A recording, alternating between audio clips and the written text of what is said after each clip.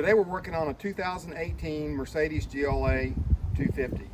We're going to be working on the rear brakes. Normally the rear brake job is pretty simple, but with these, because it has an e-brake, it's a little bit more complicated.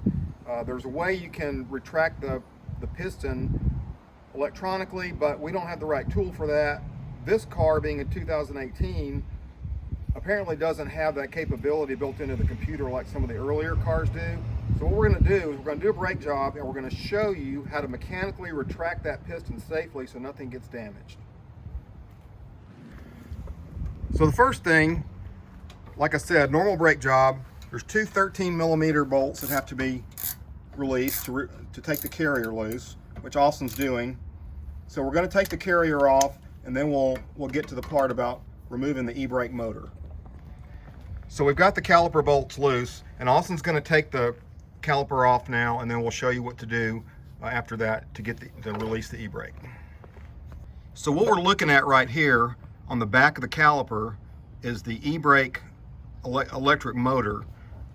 What it does, it electromechanically activates the brake piston, the same brake piston that the regular brakes use hydraulically.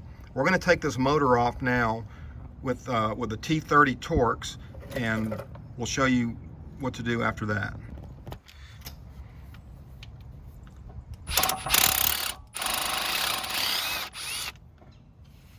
You notice we had to use a long, narrow Torx tool because a normal socket interferes with the body of the electric motor. So there's a little plastic cover on the back of this motor. You can see you have to carefully release the little plastic clips, and then that cover will come off. So now we're looking at the end of the shaft that we have to turn to cause that piston to retract. What will happen is the bolt inside the piston will retract. The piston itself won't move, but it'll allow us to then retract the piston normally with a spreader tool. What we're going to use is a 7mm tool on a drill, and we're going to turn that shaft clockwise, and it will cause that bolt inside to retract enough to use a spreader on the piston. So now we've got the 7mm tool inserted, and we're going to turn it slowly clockwise.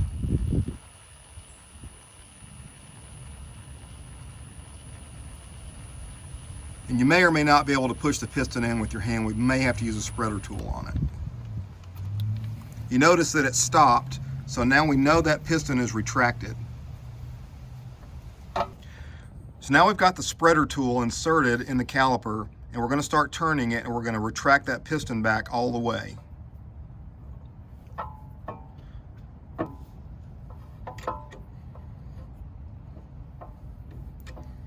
You can see the piston begin to move in, so we know that we've retracted that inner threaded rod correctly. Otherwise, it would not move.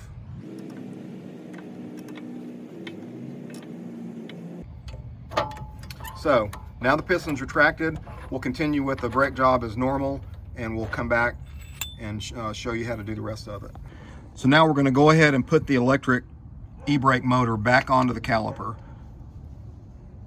Just the reverse of taking it off. We're just putting the two T30 bolts back in, and we're going to tighten them down and then proceed with the brake job.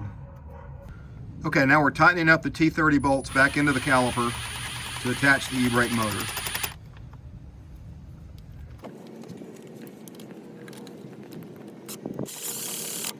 And now that that's reattached, we'll set the caliper aside for just a minute, and we'll start taking off the brake pads. Okay, so now we've replaced the old pads, got the new ones slid in, got them greased, and we're going to slide the caliper back on.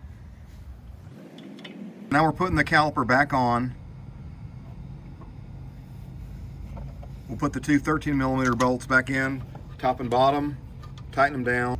So as you can see, when you're putting that 13mm bolt back in, you have to use kind of a narrow tool to hold the inner part until it starts tightening, and then you'll be able to tighten it the rest of the way down. So we've got the caliper off the other side here on the bench, just so we can show you exactly what's happening when you turn that bolt that's inside the caliper. or inside the piston rather. I'm going to turn it counterclockwise, and what you're going to see is this piston's going to come out. It's going to start moving toward the rotor if it was mounted in the car. So when you're working on the car and you want to retract it, like we said earlier in the video, we want to turn this bolt clockwise. But what you'll notice is the piston doesn't move. That bolt will turn clockwise and it'll stop like it just did. So the bolt inside the piston is now retracted, and you can manually, either with your hands in this case, or if it won't move with your hands, you can use a spreader tool like we did earlier to push it back safely out of the way so you can get the caliper back on over the new pads. Since we had that caliper off to change the seal, once we put it back on, we had to bleed all 4 wheels to make sure there's no air left in the line. So we did that, got it all bled out, got a good firm pedal. Next we checked the e-brake, cycled it a few times to make sure it worked properly. It did. It didn't seem to need any further calibration.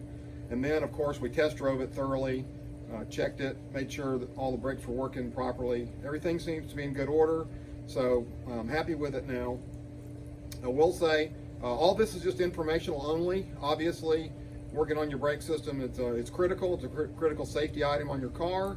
So be sure that you're up to doing that and that you're willing to take the responsibility for doing that. So we're happy to share this with you. I want to thank my son Austin for doing the hard work. I'm going to give him the keys back to my daughter Summer, and we'll say goodbye until next time.